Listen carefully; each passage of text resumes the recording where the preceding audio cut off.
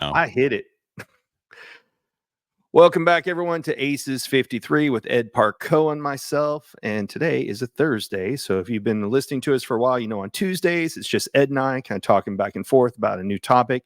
And Thursdays is when we have our guest speakers, a.k.a. the Joker. Why are they called a Joker? If you don't know what Aces 53 is, it stands for attitude, commitment, enthusiasm, and smile.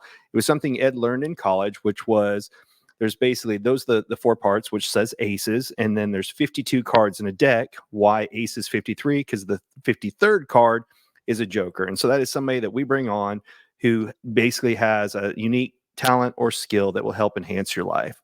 So this particular week, we have on a very, very interesting character because he's so multifaceted. And when we bring him up, you're going to recognize him because he kind of came out of obscurity about, I think it was 10 years ago. Nobody really knew who he was. And then he landed a pretty amazing stage. But there's a lot of people who get a one-time shot at something. But what he's been able to turn that one stage into is pretty amazing. So with that being said, let's bring in today's Joker. I got to move my computer screen around here. So what's up? Why are you moving me around? Don't touch me. I think we both did it at the same time. Welcome on, Pat. Hey, how are you guys? Welcome. Thank you for having me. Well, thanks for being here, Pat. Yeah. So, Pat, I kind of teed it up a little bit, but I don't think anybody tells your story better than you. Do you mind telling people where you were? Was it 10 years ago? Yeah. So, 10 years ago, I had been essentially performing in bars and traveling across the country, living in my van, playing acoustic guitar gigs in bars and busking on the side of the road and, trying to get discovered as a singer, songwriter, and a performer. Mm-hmm. And so I was singing out on the side of the road at the farmer's market in Carlsbad, California, 10 years ago. And then, about 5 years later, I made a funny song like I had been doing for 15 years at that point. I would sing songs about the little taco stand guys. Mm-hmm. And I would sing songs about the person in the green shirt eating watermelon. And I would sing songs about all the people that I was looking at. And that was how I got tip money to survive for a long, long time. And I made a funny song for Grant Cardone and got in touch with Elena, his wife, and him. And they published it and it went bonkers. And I weaseled my way into a performance slot on the lunch break at 10X Growth Conference 2. And there were 10,000 people at Mandalay Bay that day. And it just kind of turned into this, thing where I started performing at all these business conferences and telling this story and how everybody deserves a shot. And now it's turned into me creating those style videos for entrepreneurs and business owners. I built $1 million media company out of it. Mm-hmm. And so I went from, making very little money to doing pretty good. And now, as you know, bringing people together and creating a community out of it where people can have an opportunity to speak and document their journey and put themselves out there on social media. Cause it works. There's a lot of people out there that are selling stuff that they don't personally do. And I know it works because it saved my entire career. So if you're not posting on social and putting your message out there, you need to, because the world deserves to hear it. And it could be the one thing that changes your trajectory in business and life. So it's pretty cool. Wow. So add one thing to that. A lot of people go, oh, well, that's nice. Grant probably flew him out there, and he got to perform at 10X. But tell people how you got out there and what was going on. Yeah, so it wasn't that glamorous, folks. I made the song, they shared the video, and then I was following up with him and following up with him and following up with him, and I wasn't getting a no. He was like, yeah, that's a great idea. Talk to this person. Yeah, that's a great idea. Talk to this person. It's like telling me yes, but I wasn't really confirming it. My wife and I drove to Vegas overnight after one of my $100 jobs. She was pregnant with our first daughter.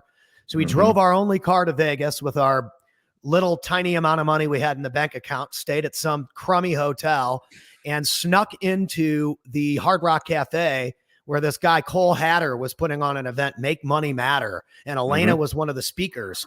And so we snuck in and talked to them in the hallway, me and my pregnant wife. And I was like, listen, man, I know I've been following up with you and stuff. And he's like, yeah, I know who you are. And I'm like, dude, I really need this gig. This is my wife. She's pregnant, obviously. And this one little lunch break performance will change my life, dude. Just let me play. I will drive there. I will buy my own hotel room. I will just give me the opportunity and I'll do it. And I think that a lot of people want opportunities, but they're not willing to go all the way to make it happen. And that's why they don't get it. And so he could clearly see, him and his wife, Elena, could clearly see that I was an honest guy that was just trying to do the work. I wasn't asking for any money or jet rides or paychecks or anything. The opportunity I knew was worth, a bucket of gold. And so, they let me play and they gave me the footage, and I leveraged that to get on all kinds of business event stages, and eventually turned into an MC. And the reason why I became the MC was because the MC is the entertainer that actually gets paid.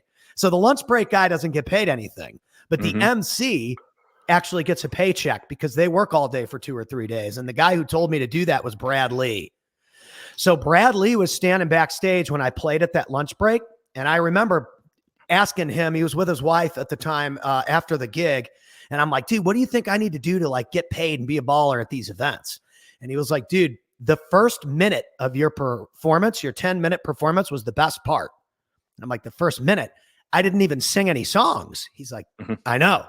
He's like, if you figure out how to leverage that little story of you were broke 5 years ago and this is the biggest opportunity of your life, and, oh my gosh, thank you so much. This is a dream come true. Every kid that plays guitar dreams about playing at Mandalay Bay and sold out. Dude, that right there was the best part of your whole performance. How do you help other people tell their story on camera? That's how you're going to make millions of dollars. And so that's exactly what I did. So fast forward, you hit a lot of great points, and that is back it up. Sorry, this is not a Brian and Pat show. I forget. Right? That's right. Ed's here too, Brian. Yeah. All right. So how did you go from telling people? How did you get started telling people stories? Yeah. So because 1 second, Pat. Yeah. I'm gonna add to that. So a lot of people will go, okay, this is great, but it sounds great, but how do I get started? Because I think the biggest problem, there's so many places to do stuff today versus 5 years ago or 10 years ago. And you're like, okay, how do I get started? I mean, you have school now, you have, Go High Level, you have all these different things. How do people get going on this stuff? So go ahead. So I say you just get your phone out and start making videos on social media. You can sell a school membership. You can do all of that later, but the first thing you need to do is give value first, because people do business with people that they know, like, and trust. Everybody knows that, but you can earn those 3 things in one move by giving value first. So I didn't know anything about business, but I was just giving people my talent because I knew that the clock was ticking. Once that baby comes, if I don't figure out a way to really amplify my direction, the dream dies. And so I used social media to just start making videos and advertisements and songs and comedy skits about anything I could possibly do. So if you are a real estate investor or a business owner or an entrepreneur, your best bet is to get your phone out and start making stuff about where you are, where you want to go, and how you can service people. If no one knows that you can help them get rid of their house, how are they ever going to get a hold of you? If no one knows that you're the guy who can produce videos like you did for Grant Cardone, how can they hire you to do videos? So what I did was I started getting online and talking just like this, not singing and being too goofy, but saying, hey, I used video marketing to get this deal at this big conference.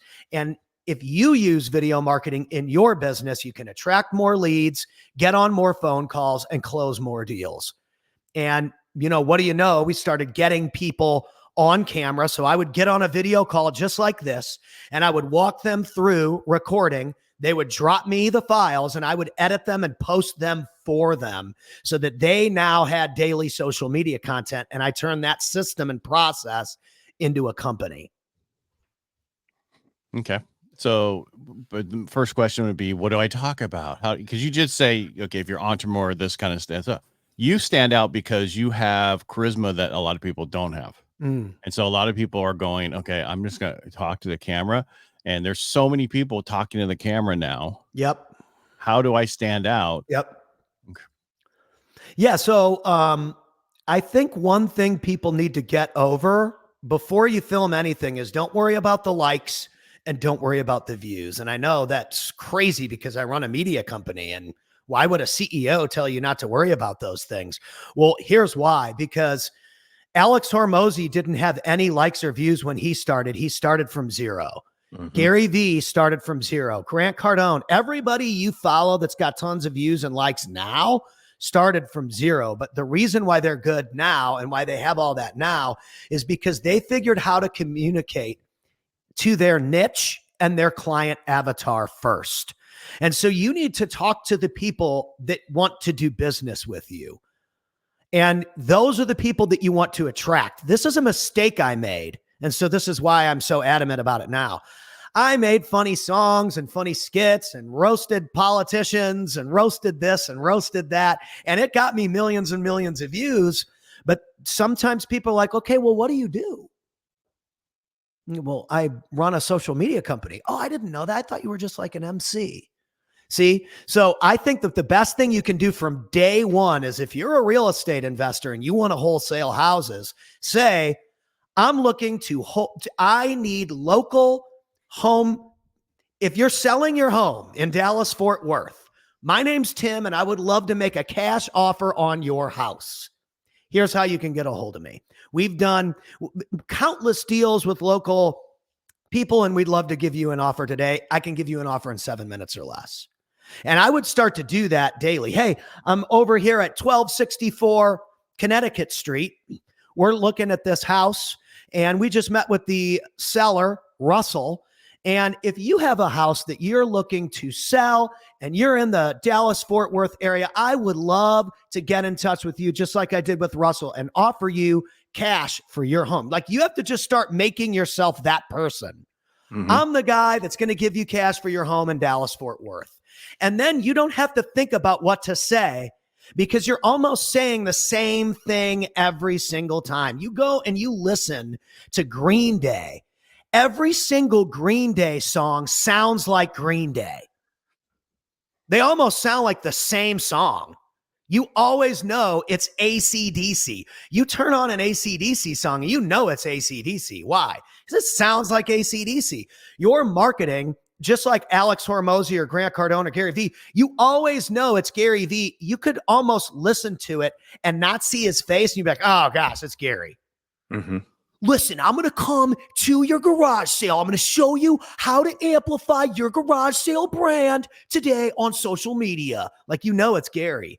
You got to be you to the point where everyone knows you. Because if you try to be Hormozy, you try to be Gary, you try to be Grant, it's not going to be them. I think that's where people get caught up.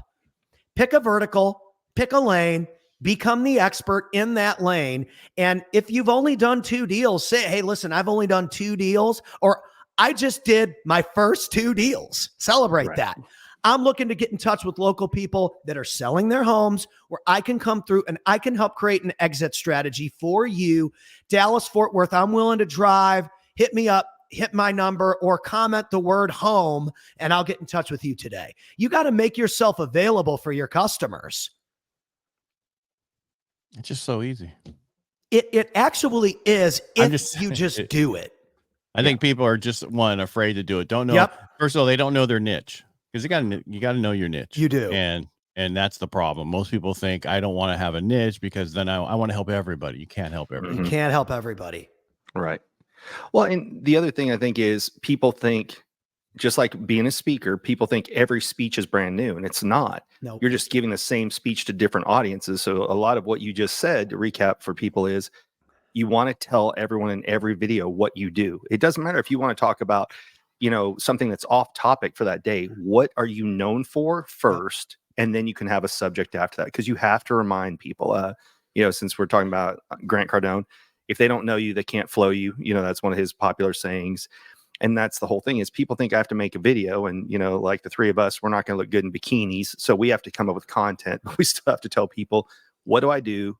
And that you want that to be in the hook, right? So up front, so they don't start scrolling again. Here's what I do. Here's what I'm looking for. Here's what I provide. And then you can do a video on something in the remaining 52 seconds. Right. Is that a fair way to recap it? Yeah. I think that, especially with people who are following someone like me or Brian and Ed, we just met today, but I'm assuming that a lot of people that are listening to this show, based on me coming in as an outsider, you're business owners or you're entrepreneurs. You are someone that doesn't work a job, doesn't want to be in a job anymore. You wouldn't be listening to this show figuring out how to do more personal development or business development, more entrepreneur mindset, maybe some sales, marketing. You're trying to figure out how to provide yourself the freedom to spend more time with your family, make more money. That all comes down to how you communicate your message. Mm-hmm. Sales is a communication game. And so I realized that, and this, again, I love to use myself as an example because I'm guilty of it too. When I was just singing about everything, it was just funny. It's like, oh, he's cool. He's got some funny information. And oh man, that little Grant Cardone line, that was funny. But it wasn't really like, I wasn't closing the audience. Mm-hmm. Right? Brad was like, dude, you had the place set up with your first minute, this gut-wrenching story of what you've been through the last 15 years. And then you start spinning around and singing songs. I'm like, wait, whoa, what is this guy doing? But you didn't understand because no one has ever trained you on sales and negotiation and marketing. You clearly got the job because you just asked to perform. You closed this deal, dude. What? You can help people close deals with video. It's just no one has ever told you to take that angle instead of I'm just going to have a good time. You can still have a good time and help people close deals with video. And I was like, oh yeah, I guess this guy's got a point. Little did I know he's like one of the best sales negotiators on the planet. You know what I mean? But again, that's what you get when you get into a better environment. When you start to communicate better and think bigger and ask better questions and figure out how can I find better alignment, you're going to find yourself in better rooms with better people that want you to get better results. And that is a byproduct of you taking action. So the action that you take today, putting yourself out there, the people that do respond to you really trying to step up and come off like an expert and really put yourself out there, you're going to notice that higher level people are going to start to respond and root you on. I think a lot of people are like, oh, I'm going to get haters. The only people that are going to hate on you they're losers anyway.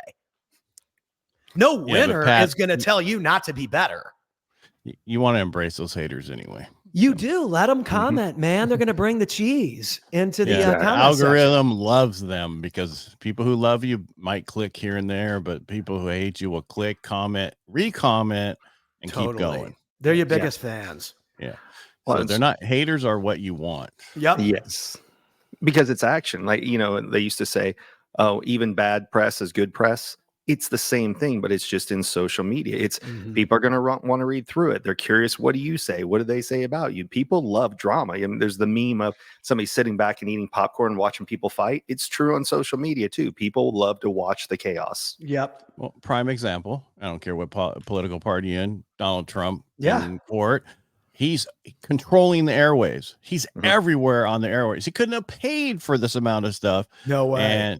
And that's what you want. So he's utilizing what they did to him to help his political campaign.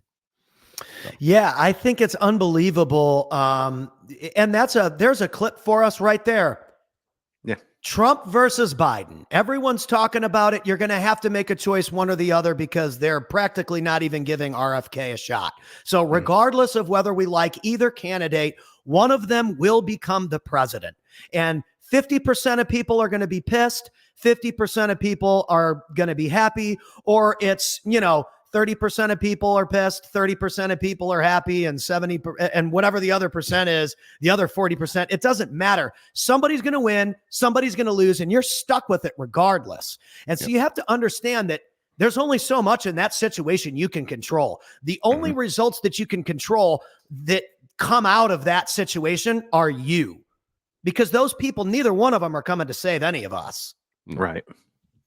So the way that you communicate, the way that you're on social media, the way that you create a narrative for your brand is the way that you're going to attract leads, attract conversations, and attract conversions. And conversions can be friends, allies, or clients. I think that the more people you're having conversations with and getting on your side, I think people think everything's got to be a client. It's either a client or screw them. I think that's a bad mentality. You need people on your team rooting for you. So the better you treat everyone, whether they buy or not, the better chance you have of winning. And also being yourself, because that way you can repel the people you don't want and bring to you the people you do want. So, and I think a lot of people don't understand that. They're afraid. And it's like, and I'm shocked. We're in 2024 May. People are afraid to get on social media and talk. Crazy. You know what I mean? Crazy. It's like, I might chase off my one friend.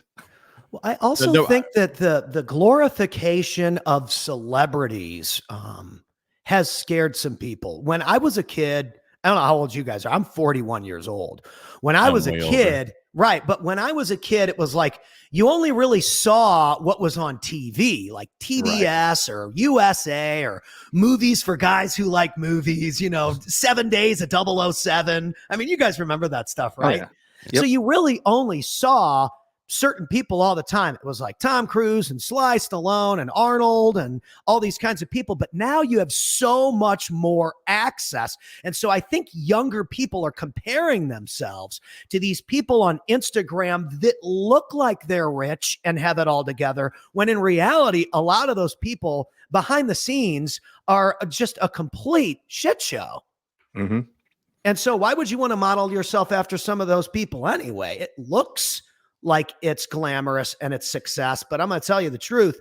A lot of that isn't what you think it is. And that's why, again, putting yourself out there and attracting the correct people is what's going to propel you to have a happy, successful life. Yeah. I knew his age when he said Green Day. Yeah. Green Day. Right. Yeah. But I think that's important to remember too. Yeah, dude, put yourself out there. Every Alice in Chains song sounds like Alice in Chains. I mean, Rage Against the Machine, you can always tell when that guy comes in, oh, this is Rage, right away. And so that could go for anything. If you're a Taylor Swift fan out there, anytime Taylor Swift starts singing, whether you like her or not, doesn't matter. She is extremely successful and it sounds like Taylor Swift. What is your voice? What does it sound like? Why is it unique? And step into that and become the best you, because that's what the world needs. They don't need another Taylor. She's got it under control. Be you.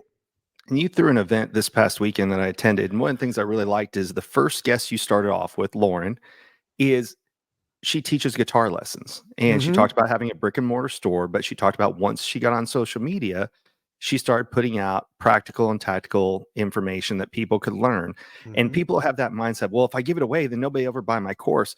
And she was talking about the benefits of YouTube and how she started doing this 7 years ago. Now she's at 400,000 followers and people will watch her stuff. And even though she's giving it away for free, they go, now I know enough about her that I want to pay for her course. Right. And she talks about, people get too lost in their head and they go, well, I recorded like 10 videos and I didn't get a client. That's because you're putting it on just TikTok or just Instagram, but you need to be across all platforms. Yeah. And we talk about the power of YouTube all the time. Once people find you, then they dig into all your stuff. And that's what I really like that you started off with. It wasn't somebody who said, I just got on social media 6 months ago and all of a sudden I'm, a multimillionaire.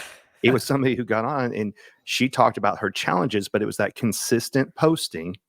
And didn't she fly down and do some record with you guys recently? Yeah, so we do all her short content, her short form content for her business pages was separate from the guitar pages. And she did like 230 reels in 2 days. Yeah. So she butchered all the guys. She holds the record at Acoustic Force Media headquarters for most reels recorded in a weekend, which is unbelievable. Talk about your headquarters. And Ed, I know you heard of this a little bit earlier too. You did something unique. You found a place where when people come in as your clients, you can get them set up. They can stay with you. You can knock out all the videos. You're trying to create that entire experience for them because you want to be around them and not just, okay, show up. We're going to record from 1 to 3 o'clock and then get out. You're spending time around them, getting to know them. So you know what to draw out of them when you're creating the videos. Is that a fair way to say it? Yeah. So, and Lauren's a great example because she lives in Boston.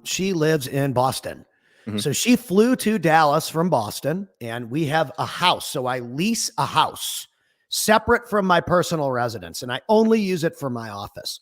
All the bedrooms of this house, it's a huge house, by the way, are content rooms. So there's a green screen studio and there's this studio and this little coaching podcast room for me and all these different rooms that you can record in. There's an upstairs area.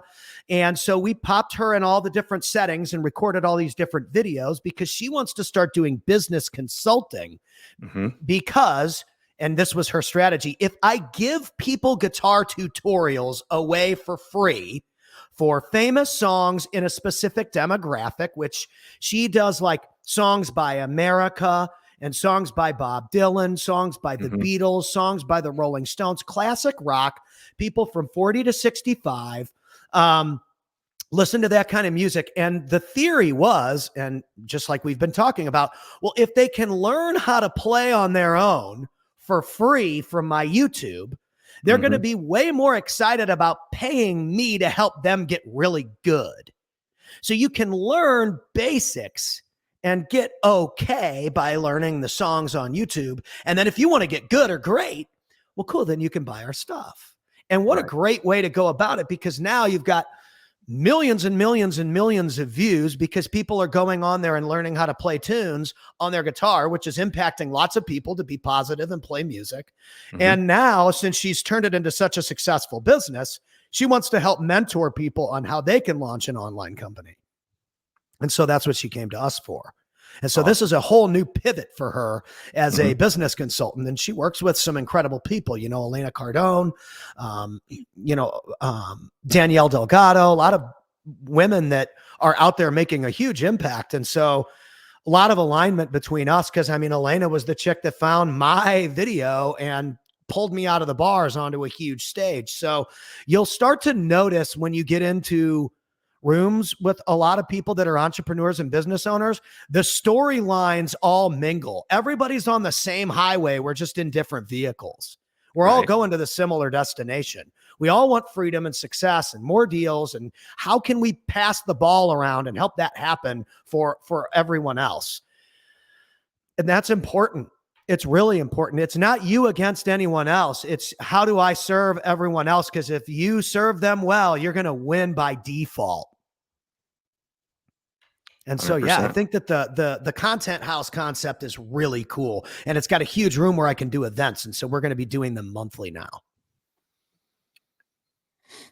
Ed, questions? No. Do I have to have a question? No, I just, before I said something, I want to make sure you were included. I asked many of the questions going back. You're the one that brought us back to the house. So you have an interesting tagline, which is the most dangerous man in the game. Tell us a little bit about that. So that's a funny one. It's actually got an interesting storyline behind it. So I played that gig for Cardone, and I was like the funny guitar guy, right? And I was still doing that at the bars in San Diego after I got out of that job, because obviously I had to pay the bills, right? And then a couple months later, I got a DUI leaving a bar. So I got a DUI. It was my second DUI. And so from that moment on, I couldn't drive. So I had 30 days to figure out what I was going to do to replace the income of all those full-time bar gigs that I had worked my whole life to earn. And so I launched the digital marketing company. And anytime someone wanted me to come to their event or fly to their event or go to their event, I couldn't drive or anything. So I had to like Uber everywhere. And I had to tell the probation office that I was leaving the state of California to go here. And then I eventually moved to Texas. I had to tell the Texas probation that I was leaving the state to go to Tampa for an event for this weekend. So I had to have paperwork with me at all times to prove that I wasn't breaking my probation. So I started to call myself the most dangerous man in the game because I had to get state approval to even show up at your event. And I never even told anyone that until I actually had my last day of probation, because I served the full 5 years and got off without a hitch. No mistakes, no nothing, never missed a meeting, nothing, 5 years. And then I finally posted a picture of me in, God, where is that? Plano, Texas, whatever the place is, McKinney or whatever, at that last meeting. And I was like, this is why I've been calling myself the most dangerous man in the game for the last 5 years. That's hilarious, because I did not know that story. I thought it was because everything you went through proved that you were dangerous because you were willing to take action on everything. And look at where you are. So that's kind of an incredible story when to hear what the background of it actually was, which is even more impressive. Yeah, dude, I had to get approved for all that. And I mean, at the time I had to take every single gig I could get because I just had to do everything I possibly could. Now I have a little bit more of a luxury of saying yes and no to certain things because I only have so much time. And what people don't get about an MC job is the MC has to be there for 2 or 3 days. I can't just show up and speak in the afternoon and leave. Right. You know, Uncle G, he can show up at 9:30, speak at 10, and leave at 11:15. Like, dude, I'm not there yet. Yeah. I got to work all 3 days. And so I don't know that people really understand how much time that really is. You're gone for 5 days for a 3-day event. Well, it's a lot of stress. I did a voice of God for one, and number one, you start getting in your head about, please don't say their name wrong. At least for me, I went through that. But an MC is also responsible not just for getting the crowd energized, but recovery, because sometimes a speaker will bomb and it's up to the MC to change the energy of that room back to a positive for the very next speaker. So it's kind of like I went this past weekend to the rodeo. Yes, I live in Texas and I realize how that sounds. But, you know, you've got the guys, everybody's there to watch the bull rider, but it's really the people who are the clowns that when the bull rider gets bucked, they save his life. And I feel like MCs are the same thing. You know, they keep the safety factor there. They have to help cover and recover from mistakes. But like you said, it's a draining job because you were there at the beginning. You open it up. You sometimes close it out. You have to participate in everything, meetings leading up to it, several things that a speaker does not have to do. No. But you also get exposure to a lot more people because of how long you're there, who you get to meet. So it's pros and cons, just like everything. Yeah, it is. And one of the things I'm working on this year is I like the MC position, especially because I'm learning now that I can leverage it to have my own speaker slot too. So I can start off and do a little thing about why I'm here, why it's important that you're here, flip through some slides because I've got all these pictures of me with all these people. And then it's like, well, 10 years ago, here's me on the street corner. Anybody ever sang on the street corner before? I'm sure I won't see any hands. And then it's like me with Grant, like a month ago in front of 2,200 people. And people are like, oh my gosh, wow. Maybe this whole social media put yourself out there thing works. Because I have the proof that it works. If people don't buy my product or whatever, it doesn't really matter. I represent and live the product that I sell very well. And so it's very hard to argue with the fact that I sell snuff, or because there's so many people that sell anything. I've only sold that one thing. It's the one thing that worked for me. And so I think that's another way to become successful. And that's why I said pick a niche. Dude, if you become, Pace Morby is the creative finance guy. Right. He's done very well in that lane. Jamil Damji is the wholesaler guy. Astro flipping is his style of wholesaling. He sticks to his one thing. And, you know, Cardone is the multifamily king. He sticks to that one thing. Yeah, he sells a bunch of other sales and training and this and that, but he makes his money from multifamily real estate. And everybody knows that. Right. I think if you can get to a point where everybody knows you're the you know, the facial structure guy. Yeah. People know that. You know what I mean? And so I think it's really important for somebody to be, what is your thing? I think that people need to figure out what that is. And that needs to be tied into everything they do on social media. Even if you just want to be the mommy vlogger.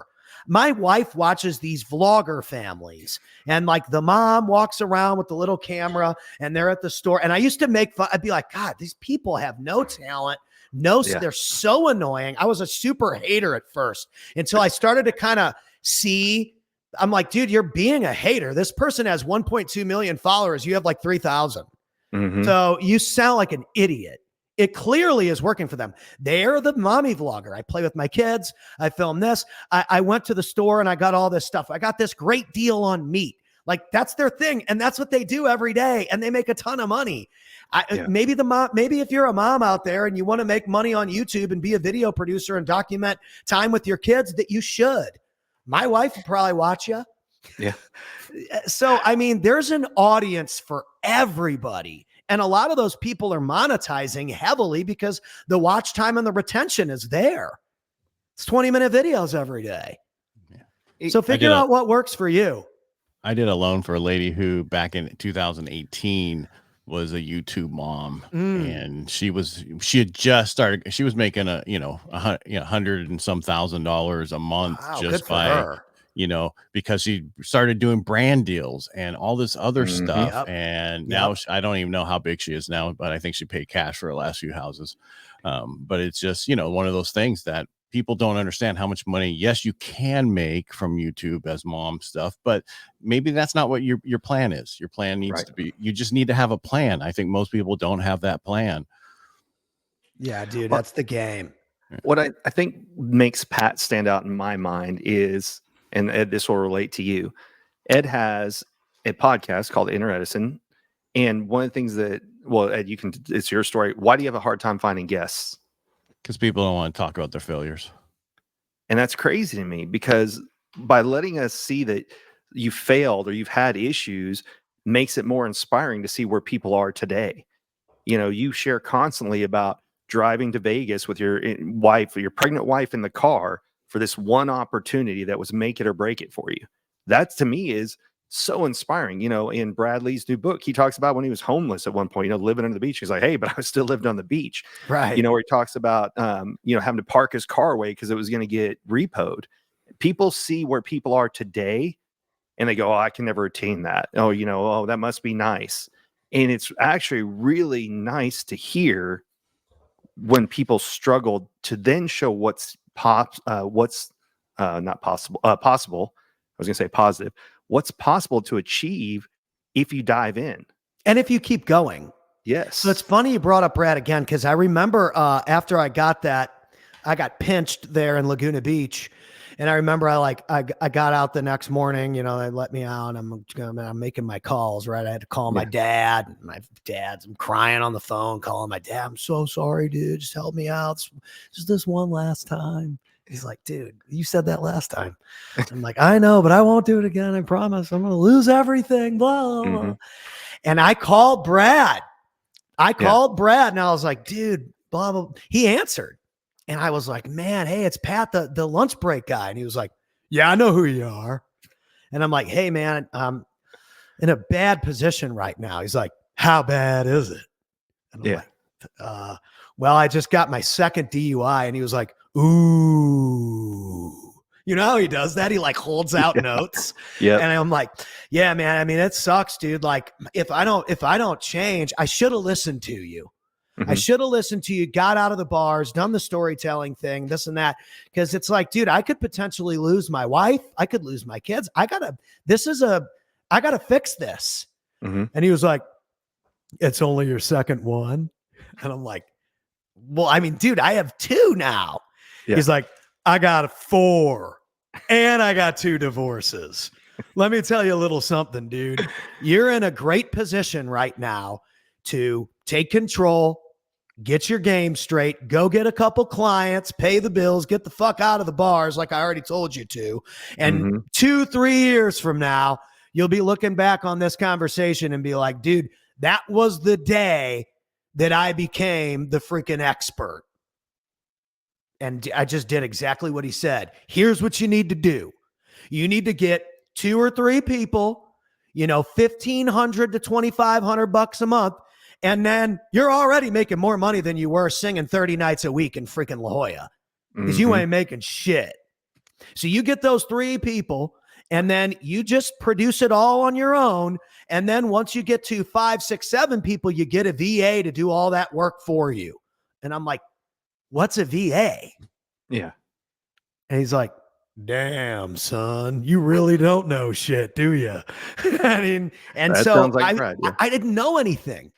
And so I just did exactly what he said, and I built it out, and we started getting clients, and I started doing more and doing more and doing more. And it's like the MC stuff, it looks, and I said this when you were at the house, it looks great online. It's cute. And I do all these big stages, but dude, it's the agency, the monthly recurring revenue from our agency clients that pays the bills.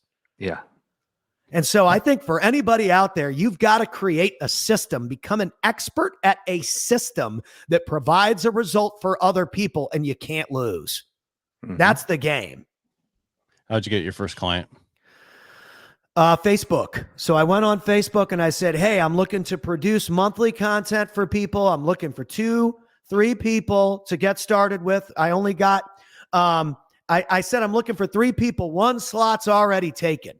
and we're only taking 4 people. The one slot was me, so I wasn't lying. We've got 1 slot taken, and I'm looking for 3 more people to get in touch with me to do monthly content for them. And I signed up like 2 people that day. And then I was already making more. He was right. I was already making more within like 48 hours than I was making playing every single night of the week in California. I was making like $4,000, $4,500 a month, which nice. I mean, that's not a bad amount of money. Well, especially when you come from, like you said, you're playing for cash. So if you couldn't make it to the gig, you don't make money. Which I never missed a job. I don't think I ever missed one job in like 16 years. I'd show up sick as a dog and sing. I didn't care. So you got to create a system, but you have to be good at communicating and you have to be good at your expertise first, or nobody's going to buy it. So I had already had the social proof. He was trying to tell me that at the gig, but I was a little hard-headed. I didn't want to really listen, or maybe I just didn't understand yet. But once my back was up against the wall and I had to do it his way, dude, it worked fast. Well, faster.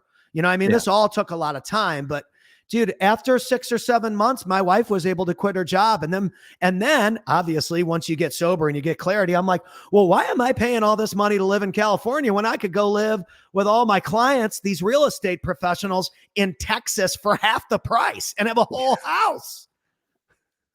So we left. Here we are, the great state of Texas. Yeah, but that's the difference about Carlsbad, though. It's not cheap. No, I used to live down there for 20 years.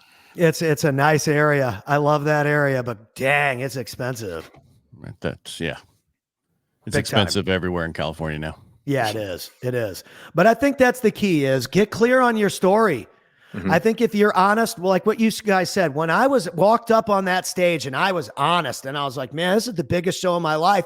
I was just singing for 7 people the other night. I thought it was funny, but I guess it was so honest. People thought it was hilarious. I was singing for 7 people 3 nights ago. And now, hey, there's 7,000 of you here. This is great. So is that the year that Brad talked about brush your teeth? Yeah, that was the year. Okay, I was all right. I was there. I saw you then. Okay, that was my very first ever growth con to go to. That's where I met Tony Watley too. Oh, is it really? Yep, he was at that gig too. And the guy that published my book, I'm a #1 best-selling author. That guy was there too. Mike Fallett. Yeah. Yep, Mike Fallett was there too. Dream Starters Publishing. So it's really interesting when you start to get, again, you ascend and you start to get around these rooms and you start to see that like everyone is on your side that actually wants to do something. I mean, you'll get your rogue jerks that root against people secretly, but they're few and far between any of those people that ever actually make it. They don't make it because they reveal themselves as jerks. But the real folks out there, they want you to win because the more you win, the more opportunity they're going to have. So get around those people. Well, and you brought up a very interesting point early on, and that is there's a lot of people who look successful, and it seems like 2024 is the year of one of 2 things. For people who go, oh, I just want to be a speaker, and that's it. There's a lot less speaking gigs than there have been in the past because a lot of people are going to smaller venues, smaller events, and they're promoting their clients internally to speak instead of bringing in speakers externally. So that's one that's going away. But I keep hearing a lot in the industry of, look, the proof is finally starting to come out and catch people who were portraying a certain way of life, and then people are seeing how it actually is. So it's very interesting in 2024 so far, what's going on the speaking side of the world. Well, and not even just the speaking side of the world, but the lifestyle gurus, it's dead. The lifestyle guru that doesn't have a real business, it doesn't work. You can't act like you're Grant Cardone and not have the foundation of Grant Cardone and think people are going to believe you. Yeah. It's not you believable. Can't lean up against somebody else's car. Dude, yeah, it's just like, let Grant be Grant. I've always said that. And I think that that's one thing that I've always tried to be good at is just be a wingman. Yeah. Like I was just on stage with the guy and all I did was say, hey man, when you gave me that gig, I don't know that you really realize how significant of a move that was for you to give someone like me an opportunity, because I had been doing what I was doing my whole life and I didn't want to quit, but it was getting to that point where I was losing hope. And when you gave me that share on your page and you gave me that opportunity, like, it changed my life. Yeah. And I don't know that you necessarily, number one, understood how big of a deal that was for me. And I mean, look, I'm here. I'm the host. So I can have this conversation, but this is my show, baby, right? Let's go. Let's have some fun. But look at how much I've grown from that little lunch break guy to now. I don't know that I would have had that confidence if someone like you didn't give me a shot. And I think he needed to hear that. They do, because like regular with haters, I mean, they get them all the time. You know, they only hear about what they don't do and all the people who don't like them because of something, instead of whose life have you changed. And being in this industry, that's it. Being around movie stars, people who are successful in business, and then our speakers, what they want to hear is not like, hey, good speech. They want to hear, hey, I loved you in this movie, or this was my favorite character you ever played, or in the business world, this piece of advice that you gave me, I ran with and I did something with, and it changed my life. Right. I was the bar performer that no one would book. And now look at me. Yeah. Like, I'm the host of this show for the guys that are on A&E. They chose me. They could have picked anybody. Why do you think they chose me? Who endorsed me first? Yeah, exactly. So I thought that was a really neat full circle moment. And I took that and I gave him the honest truth, because I think that was how he was going to walk away and be like, man, that boy, we really did something for that guy, huh? Yeah. Good for him. So I think that's important too, is if somebody reaches out their hand, you better make sure that, number one, you don't let that person down, because now you are carrying the torch of that brand forever. So you always want to make sure that you're a good representation of that brand. That's why I always bring up Grant. I want to give that guy props forever. He's 66 years old. And unfortunately, as it goes, and he said this too, none of us are making it out of this thing. None of this lasts forever. Right. And so when I'm 66, I want to be the guy that's telling the tale of, I'm putting on the guy on the lunch break, or I'm putting this person. That's why I had Kevin, the young kid, come and like be, the main speaker at my event. Yeah. Because that's my job now, is to put on the people that are out there doing something that don't necessarily get a shot. How are we giving those people opportunities? And I think that's important for us all, is to figure out how can we bless the young people and the older guys that put us on and gave us a shot, because there's so much opportunity. And like Ed said, focus on the struggles, focus on the failures, focus on how you overcame that shit, and then focus on, now, how can I help other people collapse time, avoid those mistakes, and get to the results faster? But nobody wants to be like, oh, I was drunk and broken, sleeping in the van. It's like, dude, what do you mean? That's the best part of the story. Yeah. The best part of the Rocky story is that he was fighting and slugging it out in dumps. Yeah. Well, that's why they teach, if you take courses on storytelling or anything, it's always the hero's journey. I can't talk today, that we want to hear. Not just, I woke up rich and life got better. Yeah. This is, I thought I was doing okay. Some bad shit happened. I recovered from it, and look at where I'm at now. If you find that person that woke up rich, will you introduce me to him? Because I have not found that person yet. Right. Hey, I want to change something here. Even Paris Hilton, who has my last name, while she has been given a lot of opportunity because she's Paris Hilton, she still works like really hard and DJs and does all these parties and this and that and films her show. It's not like she's just doing nothing. Right. Anyway, go ahead, Ed. And if you know her actual story as a kid, it sucked.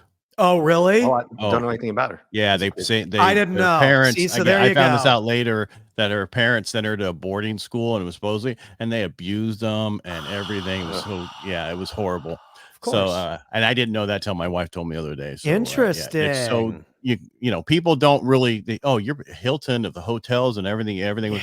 She's had her own issues. So that's wow. Even more respect. See, there you go. Yeah. So you never know people's stories, because people don't tell their stories. I think the best thing that came out of today, and please don't take this wrong, is it wasn't what you talked about when you last dime, but the fact that you shared that you had your second DUI. Right. A lot of people will hide that, or they went bankrupt and wouldn't talk about that. People need to know it's okay to fail, because you're going to fail, and miserably. It's how you come out of it on the other side. Absolutely. Victim or victor. True. True. And it can take a long time to understand that. I was pissed for the last, I don't know, if you look at the last year and a half, probably the first 9 months of it, because our industry got destroyed because of interest rates. And then I realized, did this happen for me or happen to me? Mm-hmm. Yeah, that's so good. I was so mad about the whole thing that happened in Laguna, getting pulled over and all that. And I'm like, oh my God, blah, blah, blah. Now I look back and I'm like, well, dude, for months, you prayed to get out of those bars and to get out of those situations and to get out of that environment. And then, you know, lo and behold, those bright lights behind you that night solve that problem for you once and for all. Because now you literally physically couldn't even get there anymore. So now you had to figure it out. This is what you asked for. Interesting, right? But you also called somebody. Yeah. That helped you figure out what to do. Right. And a lot of people won't make that call. That was not an easy call to make, especially Brad, who's someone that's just such a, you know, like a shit disturber and a troll. But dude, his trolling is always in the form of a solution and what you need to hear. It's never what you want to hear. Yeah. Never. That's always the person you call. He'll give you a solution too. Well, that's how it's supposed to be. He'll slap you around and then he'll tell you, all right, well, you do these 3 things and you'll be just fine. Yeah. Huge. Yeah, he changed my life in numerous ways. I'm on a Tuesday call with him, closer school, and every Tuesday, like I can hear the same thing from 12 different people, but he has a way of saying it that it just sinks in. There's something about his delivery, bro. He's so smooth. The way that he is able to communicate, it sinks in deeper than any, you're right. Anybody could take advice that he gives you and they could say it 10 different ways and then he could say it and it's going to hit different than all those other people. Yeah. And you're actually going to take action on it. It might be the same piece of advice said 10 different ways. He's the one that you activate. I'm like, you know who you should call right now is that Brad guy, because he was right. If you would have just listened to him, this might not have happened. You would have already had those clients. No, you wouldn't have. No, you're right. Yeah, I had to hit the, you I need had to hit people the wall. wait. Yeah, people wait because people don't want to make changes. They hate making changes. They only, they're going to do it out of pain or pleasure. You did it out of pain. It was all there that day. Pain. Yep. Yeah. The pain, the pleasure, all the senses were overloading that morning. That's why I called him. Yeah, you're right. Yep. Awesome. That's good stuff. stuff. Pat, we've kept you on for nearly an hour. I'd say good. We're good. Let's have you back again another day to talk about, because I really want you to get, once you get the monthly meetings going and everything, let's come back and have you on and talk about what your mission behind that is. Because with where you're going with it, people have already heard today where you started to what you've been able to build, but you seem super excited about what's next on your plate. So once you get that down to rhythm, let's have you back on and kind of talk about what you're wanting to help people do. But where can everyone find you? Yeah, it's Pat Hilton Live all over the internet. So, YouTube, Facebook, Instagram. I'd say the best place to really get in touch with me to have a conversation is to go to Facebook. Pat Hilton. I'm the guy with the blue check mark. Let's have a conversation. I have a free group, Social Marketing with Pat Hilton, and anything I can help you do to get in touch, get connected with people, to get your voice out there. That's what that group is for, social marketing. And I think that everyone markets themselves in a social way, but like we've discussed on here, how are you really communicating what you do, how you can serve others, and how they can get a hold of you? Because the more people you have in your corner and the more people you have right here, the more connections you can make for yourself and for others. And I mean, you're going to become unstoppable if you're helping other people win. It's been the secret for me, at least. Once I started singing songs about other people and helping them get views, all of a sudden I was on the stage in front of thousands of people and I sang in bar corners my whole life. Awesome. So clearly something happened within that. Let me just give it to somebody. Give them my talent. And they gave me the world and opportunities. Fantastic. Anything you want to take us out? No, we're good. We're good. You want to take us out? This was a good show. This was a good show. I had fun. Thank you guys for having me. Appreciate it. Pat, it was great finally get to know you. Yeah. Brian talks about you all the time. I'm just kidding. Never told me about you. Just kidding. All right, everybody. Appreciate you being here today. If you like what we do here, just hit subscribe on our Aces 53 YouTube channel. And again, Brian, thanks for being here. And you too, Pat. Make it a great day.